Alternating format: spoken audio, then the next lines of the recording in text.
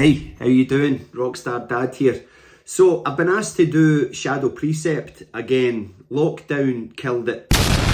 It was a little side project that I've been running for the past 5 years whilst I've been teaching and lecturing in the universities here in the northwest of England. And I'm doing a show at the end of the month at Lincoln STEAMPUNK Festival. So we've got 100,000 crazy steampunks turning up in Lincoln, around Lincoln Castle. It's some event, I've done it before, so it's a bank holiday weekend. I'll post the details down here. So what is Shadow Precept?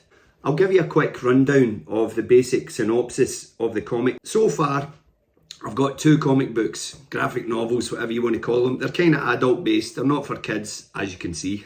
This is issue 1, 26 beautiful pages, the artwork is spot on. I've just done the story and direct the guys, ask them to do me the pictures how I want them. I've got 3 guys based in South America and 1 guy based in Spain and 1 girl who's based in Italy. So it's global Shadow Precept already.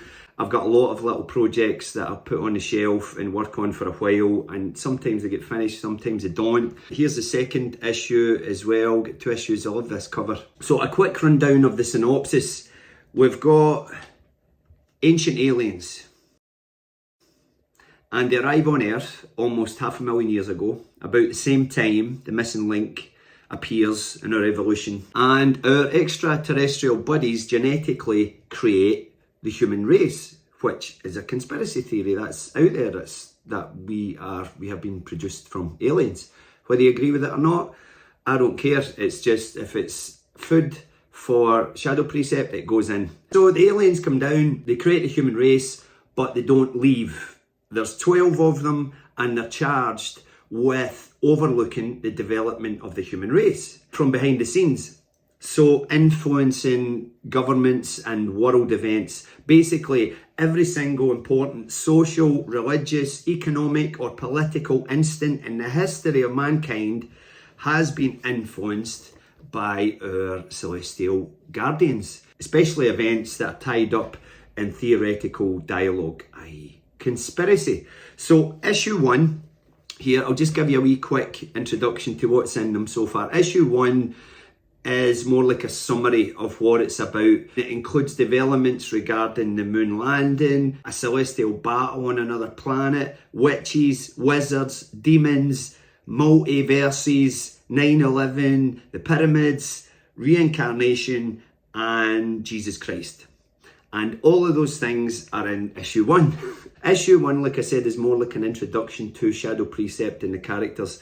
Issue 2 moves onto a proper storyline, which is based on the conspiracy that Adolf Hitler actually escaped Germany to South America. Check that out on YouTube, it's really interesting. There's a whole documentary of people who they swear that Adolf Hitler was in South America in the 40s and 50s, which is quite interesting. Issue 2, it's the beginning of a 7-part comic book series. What has this all got to do with steampunk, you'll be asking? Well, one of the main characters, he's a steampunk. So his dress, his attire is kind of steampunk. I've actually done a couple of vlogs, so video blogs with Arthur. I dress up like Arthur, so I've got the white kiss makeup on.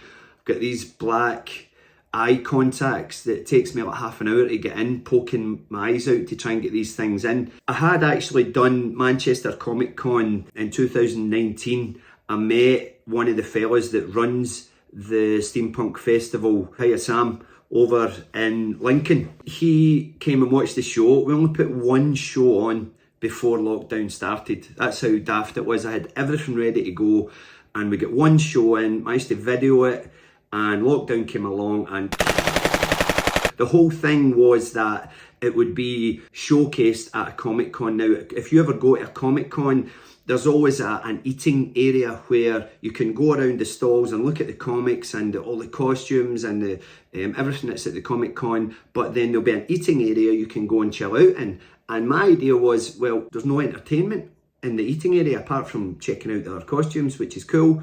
I thought, you could put a stage here. I could put the Shadow Precept show on. It's a 40-minute show. There's projections, costumes, makeup, additional on-stage characters. The President of the United States comes on at one point. There's guns, there's blood, sound effects. I'm a big Kiss fan as well, so I love the whole thing with the makeup and putting on a show and it being properly choreographed. So that's how it was until lockdown killed it. I've always had a love of blues music. I got myself this resonator guitar a few years ago and started learning slide guitar, so I love playing slide and open tunings, and I thought I have to get this into the music. So I thought, these ancient alien dudes, what are they doing playing music? So that's the thing, their superpowers are sound based. They can manipulate sound particles for time travel and blasting walls down and flying and all sorts of things.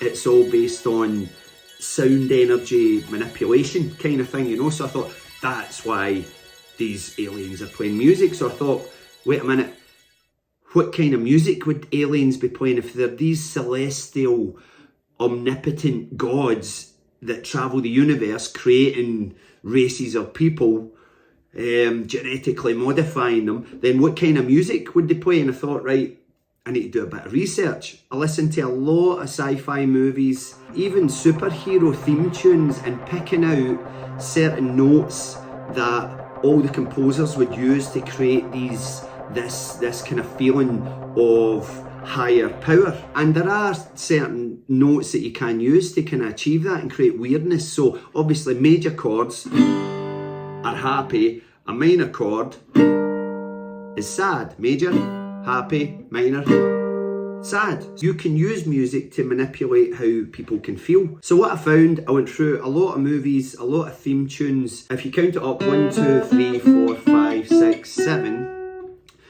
the fifth note, if you flatten the fifth note, then it gives you a feeling of, it gives you a dark association, nefarious, devilish, otherworldly, menacing kind of association with this fifth. 1, 2, 3, 4, 5. Now if I flatten it, listen.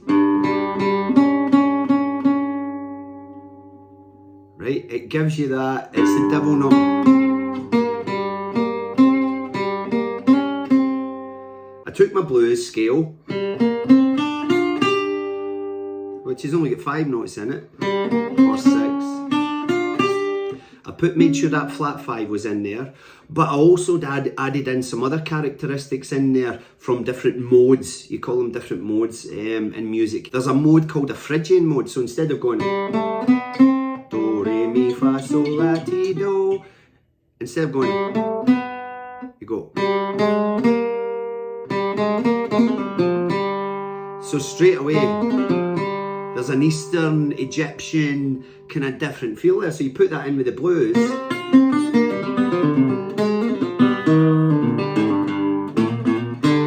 Other notes that you can put in as well, there's the natural 6.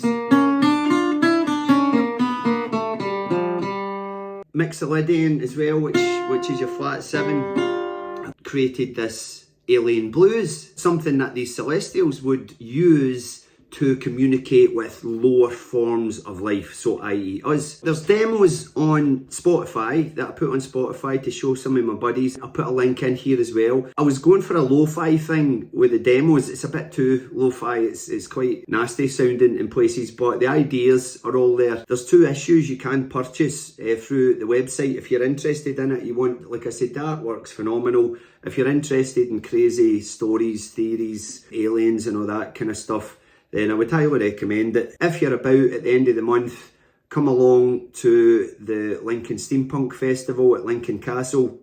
It's all weekends. Friday 25th ends at the end of the day on Monday the 28th. I'll be there as Arthur. I'll see you in the next one. Peace.